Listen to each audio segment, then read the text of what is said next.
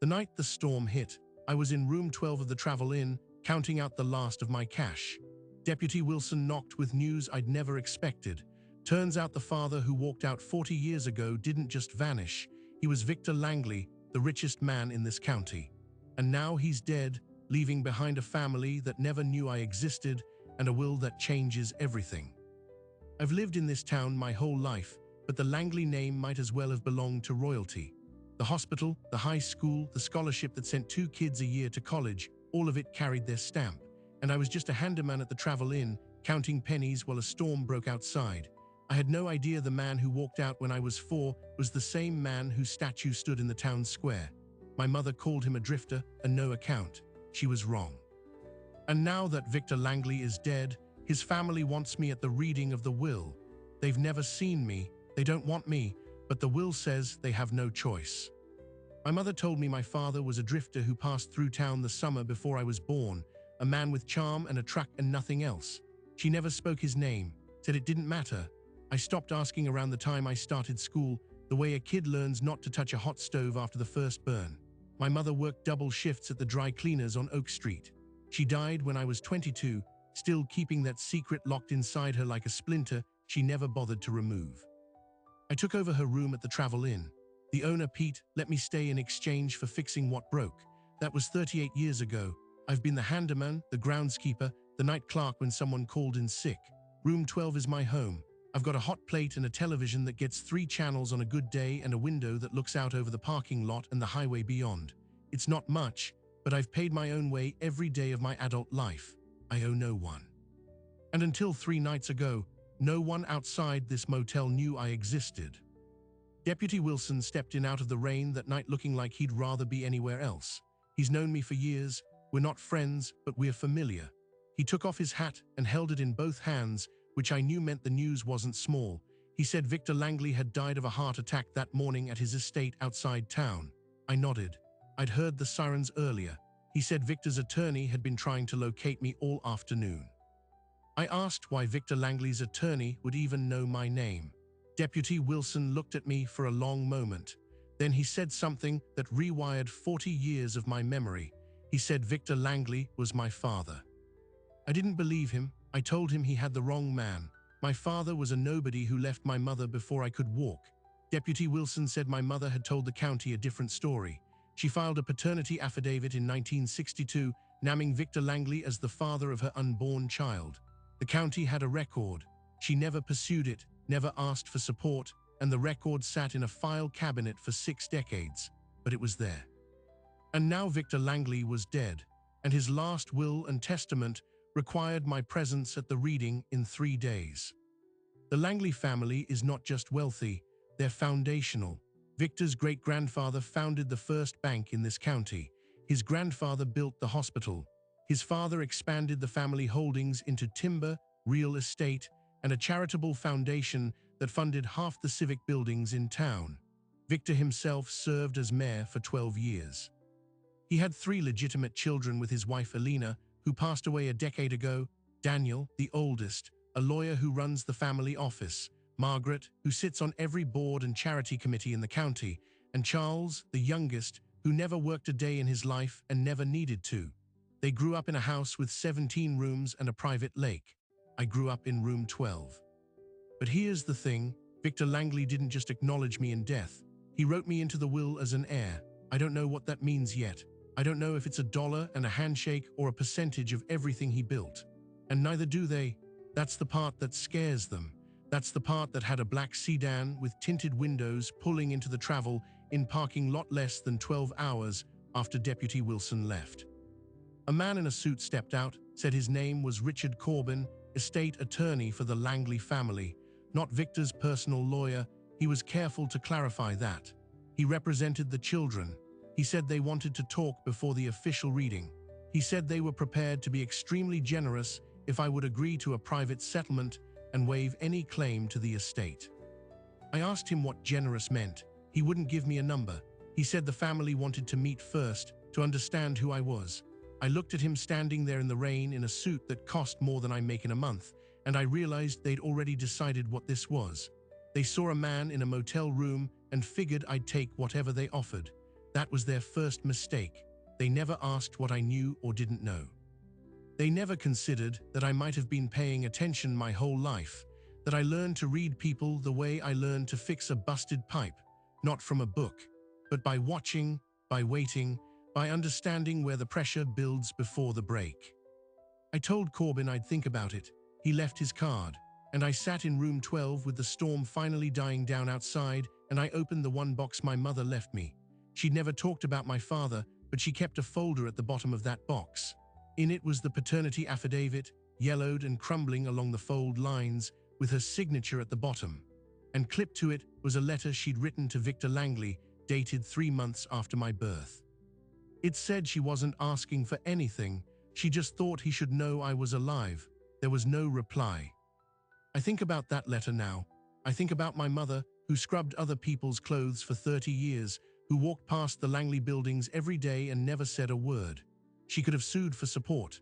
She could have made a public claim. Instead, she kept it hidden, maybe out of fear, maybe out of pride. And now, the son she protected from that world is being dragged into it by a dead man's last wishes. What the Langley children don't understand, what Corbin didn't ask, is that I'm not doing this for money. I'm 64 years old. I don't need much. I'm doing this because a man I never knew decided I deserved to be in that room. And I'm going to find out why, even if it tears his perfect family apart. 3 days later, on a Thursday morning with the sky still heavy and low, I put on the one sport coat I own and drove my pickup to the Langley estate. The gate stood open, and I crept up a driveway lined with oaks older than the town itself, their branches interlaced overhead like the ceiling of a cathedral. The house came into view, 3 stories of limestone and dark shutters, a fountain in the turnaround, a black sedan and 2 gleaming SUVs parked near the front steps. I cut the engine and sat a moment. The house smelled like old money even from the outside. I could hear water trickling into the fountain, and I thought of my mother carrying a secret bigger than this house and never once setting foot past those gates. A young woman in a dark dress opened the door. She led me through a foyer with a chandelier that could have paid my salary for a year, past oil portraits of men who shared my jawline but not my name, and into a library where the reading was set to take place. 3 people rose from leather chairs. Daniel Langley stood at the window, ramrod straight in a navy suit, a man who looked like he had been born in a boardroom. He gave a nod that cost him nothing and said nothing at all. Margaret sat at the head of the table, her hands folded on a closed notebook, her eyes sweeping me once from collar to shoes and finding exactly what she expected. Charles, the youngest, leaned against the bookshelf with a drink in his hand. He was the only one who smiled, a thin, curious thing. It was not a warm smile. It was the smile of someone who found the whole situation interesting in a way you never want to be interesting. The lawyer, an older man named Frank Whitfield, introduced himself in a quiet, papery voice. Unlike the family's lawyer Corbin, Whitfield had been Victor's personal attorney for 41 years. He was the kind of man who still used a fountain pen and read from paper, not screens. He set a thick leather folder on the table and adjusted his glasses, and you could feel the room contract. He said Victor Langley's last will and testament had been updated just 8 months prior, replacing all previous versions, and that it had been witnessed, notarized, and filed with the county. He began to read. The initial provisions were straightforward. Small bequests to the house staff, a charitable gift to the hospital, a scholarship fund that would continue in Victor's name. Then came the children's shares. To Daniel, the family office and the commercial properties. To Margaret, the foundation and the lake house. To Charles, a trust with a lifetime income. The language was tidy and final, and then Whitfield paused. He looked up from the document. He said to Raymond Ellis, a man I wronged for 40 years, and whom I acknowledge here publicly as my son, I leave not charity, but what is rightfully his by blood. Nobody breathed. Whitfield continued. Victor was leaving me his personal residence, this house and all its contents, along with a 32% interest in the Langley Family Trust, the same percentage each of his legitimate children received. He had structured it so that all 4 of us were equal inheritors of the core trust, the thing that controlled the family wealth and the voting shares of the foundation. The house was mine outright.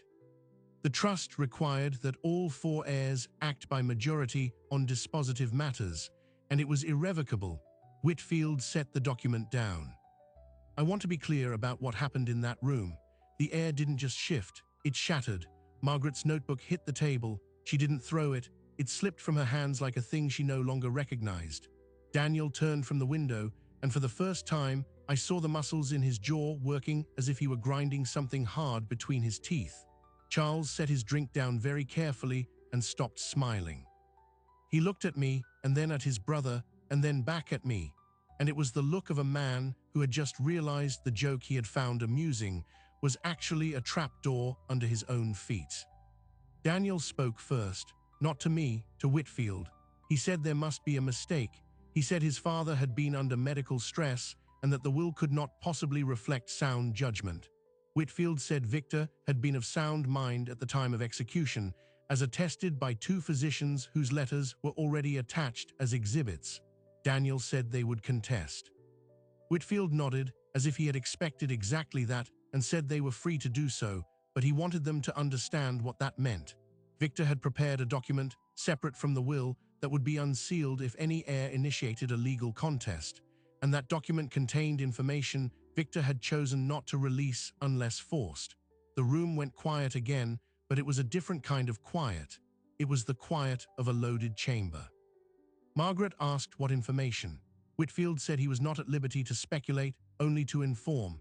He added that Victor's instructions were very clear about this. The will was his final word, and any attempt to overturn it would have consequences that extended beyond the estate.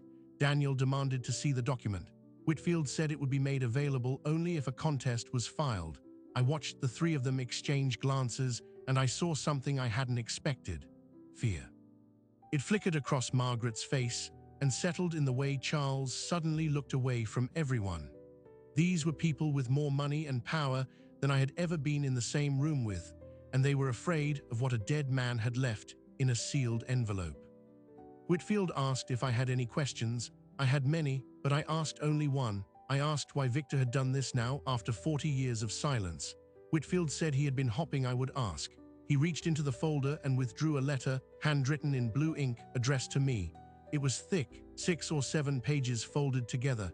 He said Victor had left it to be given to me after the reading. I took it. The paper was heavy, expensive, the kind of thing you could feel even in your fingers. I didn't open it then. I sensed that reading it in that room with them watching would be a mistake. I slipped it into my inside pocket. Daniel tracked the motion of my hand. He looked at me as if I were a stain on the rug. He said, "You show up here with some affidavit from 60 years ago and expect to walk away with our house and our family's legacy?" His voice was controlled, but the control was costing him. I told him I didn't expect anything. I said I hadn't asked for any of this, and I hadn't known Victor Langley was my father until 3 days ago. I said if he had a problem with the will, he should take it up with the man who wrote it. That landed because he couldn't. Victor was dead. All their arguments were with a ghost, and I was just the inconvenient evidence that the ghost had, at the end, told the truth. Charles spoke up, his voice lighter but cutting in its own way. He asked if I intended to move into the house. He said it with a half smile, as if the image of me living in these rooms was a punchline. I looked around the library, at the leather spines and the heavy drapes and the portrait of a man who might have been Victor's father staring down at me with the same jawline. I said I didn't know what I intended yet. I told them I hadn't come for the house. I had come because a man who owed me nothing, but silence decided at the end that I deserved to be in the room, and I needed to understand why. That night back in room 12 at the Travel Inn, I sat on the edge of my bed and opened the letter. The blue ink was steady, the hand of a man who had written slowly and with weight behind each word.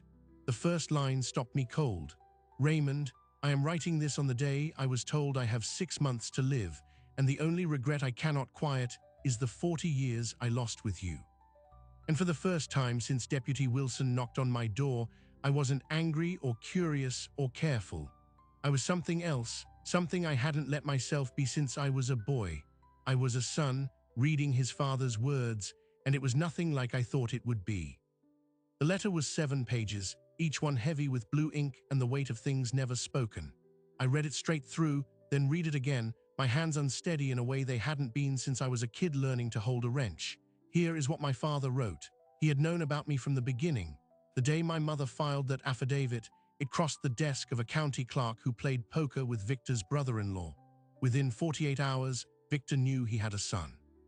He told his wife Alina that night, and Alina, a woman he described as iron wrapped in silk, gave him a single option. He could stay in the house and keep his name and his legacy and his children, but only if he never made contact with me or my mother. If word ever got out, she would divorce him publicly, accuse him of crimes that would have unraveled the family's charitable foundation and leave him ruined. And she had the proof to make it stick, proof she had gathered quietly over years of a marriage that was already a battlefield. Victor wrote that he was not proud of what he chose. He called it cowardice dressed as pragmatism, but he also wrote that he never stopped watching. He hired a man, a retired sheriff's deputy, to report on us every 6 months. He knew when I started school, when I broke my arm falling from a swing in 2nd grade, when my mother's shifts at the dry cleaners doubled and she still wouldn't take a cent from anyone. He knew I dropped out of high school 2 months before graduation to work full-time.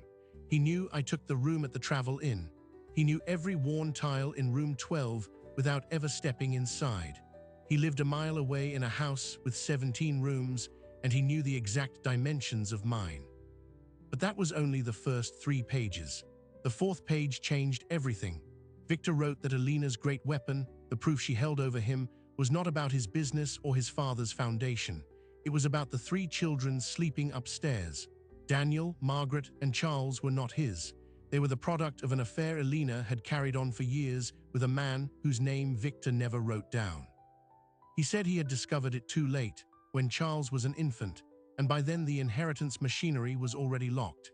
He stayed because he believed the alternative would destroy everyone, and because he had already abandoned 1 child, he could not bring himself to tear apart 3 more, even if they were not his blood. He raised them as his own and never spoke a word. But when the doctor told him he had 6 months, he understood that silence had a shelf life. He updated the will, gave me the equal share, and placed the proof of Alina's affair in a sealed document that would unseal itself if any heir contested. He wrote, "That document contains DNA reports, letters in her own hand, and a deposition from a man who will testify, even from the grave, to what was done. If they push, the truth destroys them. I do not want that, but I will not let them destroy you." I set the letter down. The neon sign outside room 12 buzzed in the dark. I thought about Daniel's jaw working like something grinding to a halt, Margaret's notebook slipping from her hands, Charles setting down his drink and seeing the trap beneath his own feet. They didn't know, or maybe they suspected something, a shadow they could never name. And now they were living on top of a fault line Victor had drawn in invisible ink. I didn't sleep. At dawn, I called Frank Whitfield at his office. He answered on the first ring as if he had been expecting the call. I asked him point blank what was in the sealed document. He was silent for a moment, then said he could not show me unless I became a party to a contest or unless another heir opened that door. But he did say this: the file was thick, gathered over 2 decades, and it contained material that would end the Langley name as the town knew it. He used the phrase irreparable collateral damage. I asked who the real father was. Another pause. He said it was someone I would never guess, someone whose own family would also be destroyed. That told me Victor had buried a second secret inside the first. The man had been a surgeon, maybe, or a judge, someone prominent. All of it tied together like a chain of explosives, one spark required. That afternoon, Richard Corbin, the family's lawyer, found me at the diner on Clement Street. He slid into the booth across from me in the same suit he'd worn in the rain, his expression a notch harder now. He had an offer. The family had pooled resources. They would give me $500,000, a clean transfer, no questions, in exchange for a full waiver of all claims and my permanent departure from the county. I could start over, he said, somewhere where no one knew my name. I looked at him over my coffee. I asked him if the family had told him what was in the sealed document. His eyes flickered. He said he was not privy to that. I said, "Then you might want to ask them before you make your next offer." He left without finishing his water. I went back to the Travel Inn. Pete was at the front desk, watching a small television with the weather report. He asked if everything was okay. I said I was still trying to figure that out. I went to my room and pulled my mother's box off the closet shelf. The letter I had read before was from her to Victor, asking nothing. But I dug deeper now, past the affidavit, past old tax returns, past a pressed flower from I don't know what. At the very bottom, in an envelope I had never opened, I found a letter on thick stationery, typed, dated the year I turned 7. It was from a law firm signed by a name I didn't recognize. It was addressed to my mother. It said that her continued silence was appreciated and that a final payment would be made to an account on her behalf.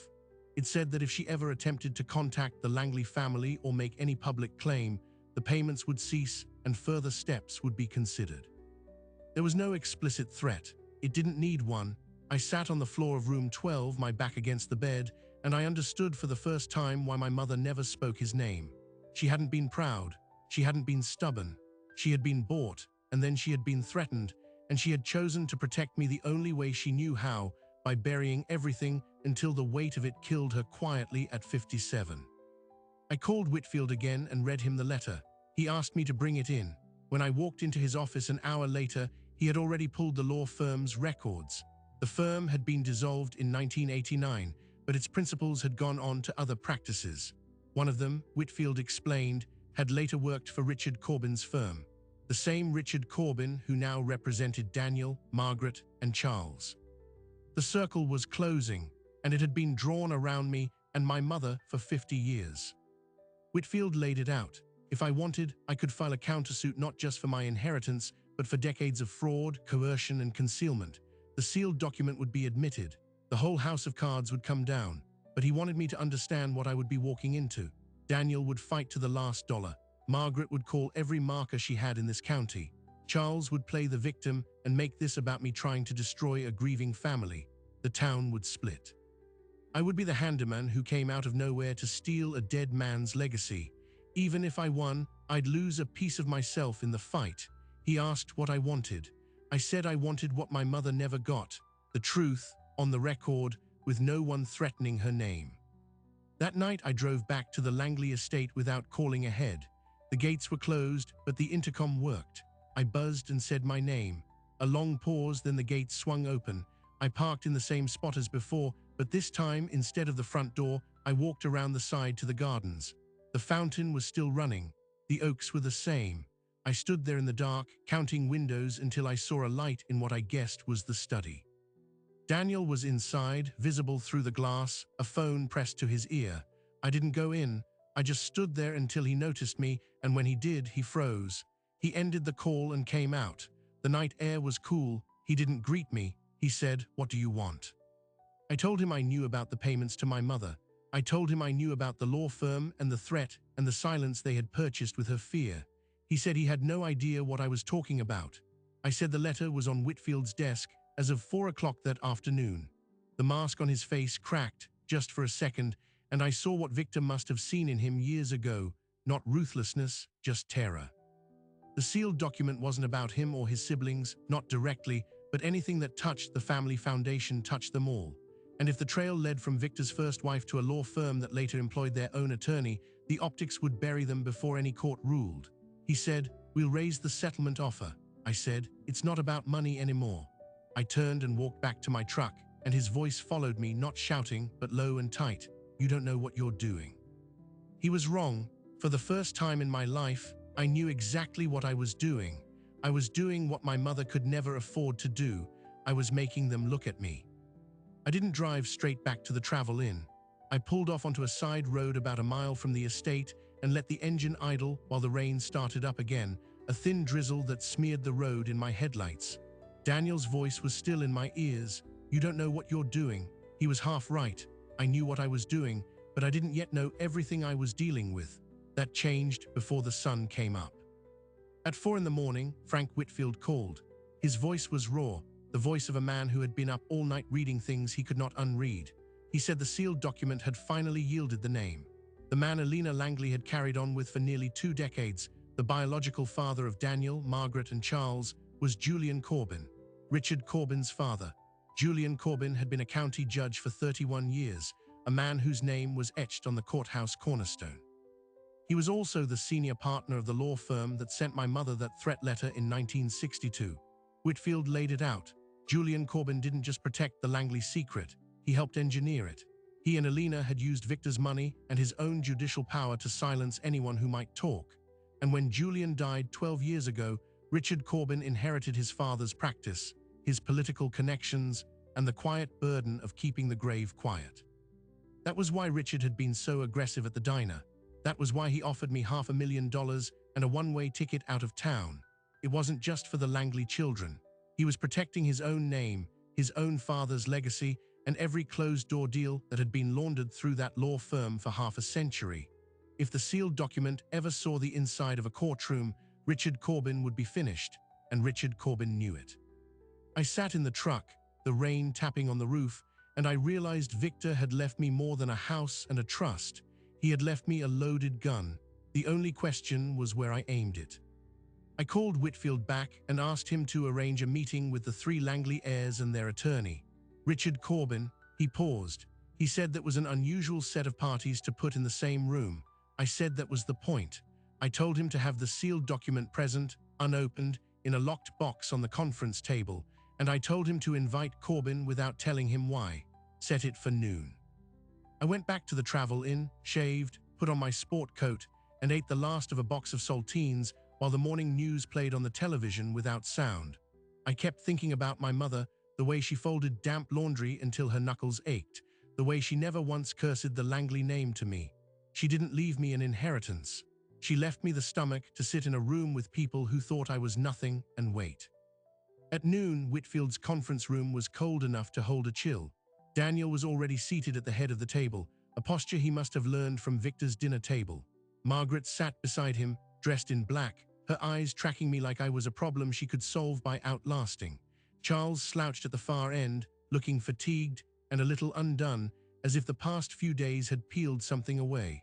Richard Corbin arrived last. He stopped in the doorway when he saw the black lockbox in the center of the table with the Langley Foundation seal on the lid. His face didn't move, but his color shifted, a slow drain from his neck upward. Whitfield asked everyone to sit. I sat opposite the three of them, with Corbin on the end nearest his clients. On the table, next to the box, was the will, the paternity affidavit from 1962, and the threat letter from Julian Corbin's firm to my mother. Whitfield had also placed a single-page summary of the sealed document's contents, sealed in a separate envelope, not to be opened until it was time. I spoke first. I said I wanted to be clear about something from the start. I was not there to take what wasn't mine. Victor Langley had given me a share of his estate, and I was going to accept it, but I was not going to accept it in secret. I was not going to sign a waiver and disappear. I was going to be his son, publicly, legally, and permanently. And if that meant tearing open every secret this family had buried, I was prepared to do it. Margaret said, "You're a handyman from a motel. You can't just walk in and claim a seat at our table." I said that wasn't her table. It was Victor's table, and he had set the seat for me. She looked at Daniel. Daniel said nothing. I turned to Richard Corbin. I asked him if he knew who my father was. He said, "Victor Langley, allegedly." I said, "No, I meant your father, Julian Corbin. Do you know what he did to me and my mother?" The room went still. I slid the threat letter across the table. Richard glanced at it, but his hand stayed in his lap. I said the letter was from Julian Corbin's law firm, sent to a woman who had never asked for anything but the right to raise her child in peace. I said Julian Corbin didn't just represent the Langley family. He operated the machinery that kept the secret buried.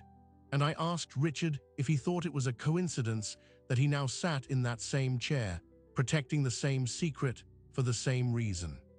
Charles straightened in his chair. He looked from Richard to me and back. He said, "What is he talking about?" I nodded to Whitfield. He opened the envelope and read the brief summary aloud.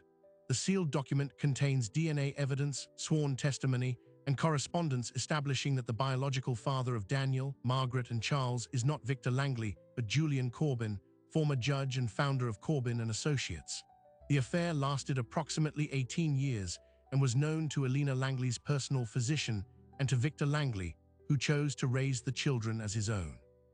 Daniel's face didn't change. It set like concrete.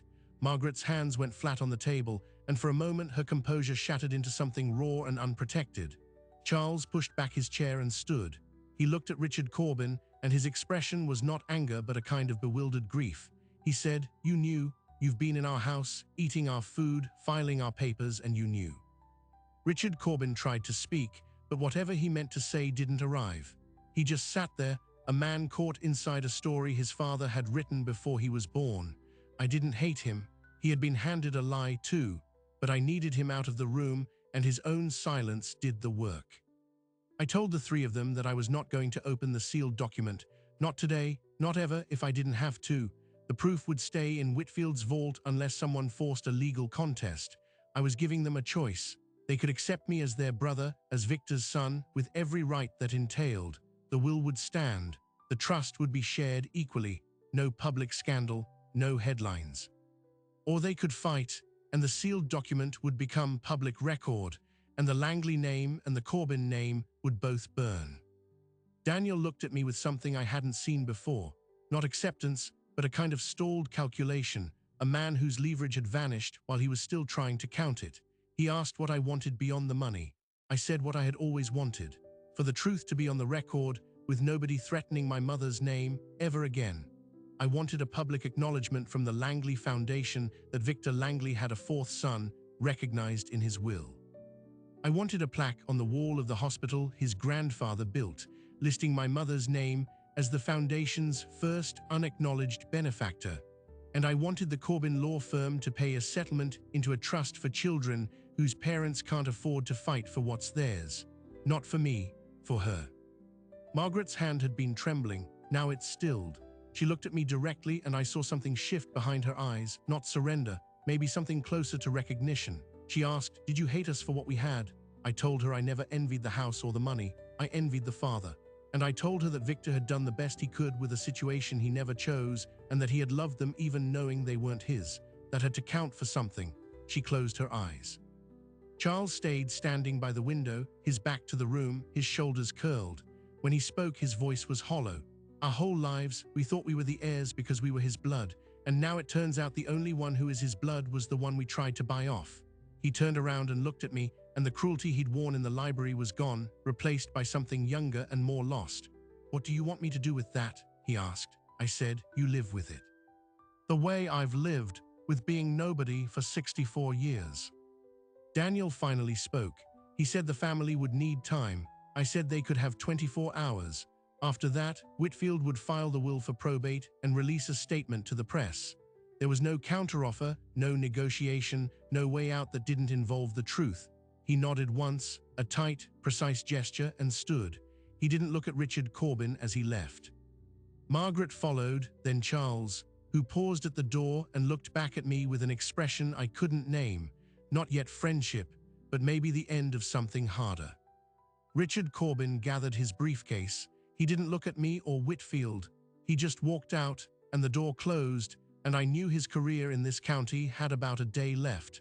That wasn't my concern. I stayed in the conference room after everyone was gone. Whitfield poured 2 glasses of water and set one in front of me. He asked if I was sure I didn't want to open the sealed document. I said I was sure. I had what I needed, not revenge, reality. My mother's name would be spoken in this town, not as a secret but as a fact. That was all she ever wanted, I think, just not to be invisible. I drove back to the Travel Inn one last time. Pete was at the desk, and I told him I'd be moving into a house with a leak in the west wing and a fountain that needed cleaning. He laughed. He said he always knew I had something bigger in me. I said I didn't know about bigger, but maybe something truer. I packed my one suitcase, the hot plate, the television that only got 3 channels, and the box my mother had left me. I put it all in the truck and drove out past the motel sign into the afternoon light. The Langley house was waiting with its limestone and dark shutters, its oaks older than memory. The fountain still needed work. There were 17 rooms, most of them cold. But in the study, on the desk where Victor had written my letter, I found a photograph I hadn't noticed before. A boy, maybe 4 years old, standing in front of the dry cleaners on Oak Street, holding his mother's hand. The photograph was creased from being held, and on the back, in blue ink, it said, "Raymond, 1963. He had been watching after all." I've thought a lot about what it means to be invisible. My mother knew. She spent 30 years folding other people's shirts, walking past buildings that might as well have carried our name, never speaking a word. She was invisible by design. I was invisible by deliberate silence. And the town we lived in never looked twice at either of us because we didn't wear what we had. We just carried it. Victor Langley had a statue in the town square. He had his name on the hospital. But the one thing he didn't have, the one thing he watched from a distance for 40 years, was a son who knew him. And maybe that's the part that undoes me most, even now. He could have knocked on the door of room 12 1,000 times. He could have sat at the diner and eaten breakfast at the next table. Instead, he paid a retired deputy to report on our lives and kept a photograph in his desk drawer until the paper wore thin. That's not love, not the kind I understand, but it might be the closest thing he knew how to give. I live in the house now. I'm still figuring out which rooms I belong in and which ones I just pass through. The fountain works. Pete helped me fix the pump last spring. Charles comes by on Sundays sometimes. He doesn't say much, but he stays for coffee. Margaret sends a card every Christmas, signed with a pen that cost more than my first truck. Daniel and I are still circling each other, two old dogs not sure if we're supposed to fight or lie down. It's not a family, not yet. But it's not nothing. The Langley Foundation finally added my mother's name to the hospital wall. Not a plaque, just a line in the history of benefactors right below Alina's. It's the same wall she used to walk past every day on her way to the dry cleaners, head down, not looking. I didn't realize until I saw it that I had been angry at her for a long time for not telling me. I'm not angry anymore. She was a woman who carried a secret that wasn't hers, and she carried it until she couldn't. And when she died, she left me a box with everything I needed to find the truth. That was her inheritance. I'm 64 years old. I still drive the same pickup with the crack in the windshield. I still cut my own grass. And I still think about the night Deputy Wilson knocked on my door in the storm. I could have turned him away. I could have locked the door and stayed invisible. But some doors open once, and if you don't walk through, you spend the rest of your life staring at the space where the knock used to be. If you've made it this far, you're the kind of person who stays for the quiet parts. The parts where money doesn't do the talking, where the truth comes out not with a shout, but with a letter left in a desk drawer. If you want more stories about the things families hide and the people who find them anyway, go ahead and subscribe. There are more lights in old houses than you might think.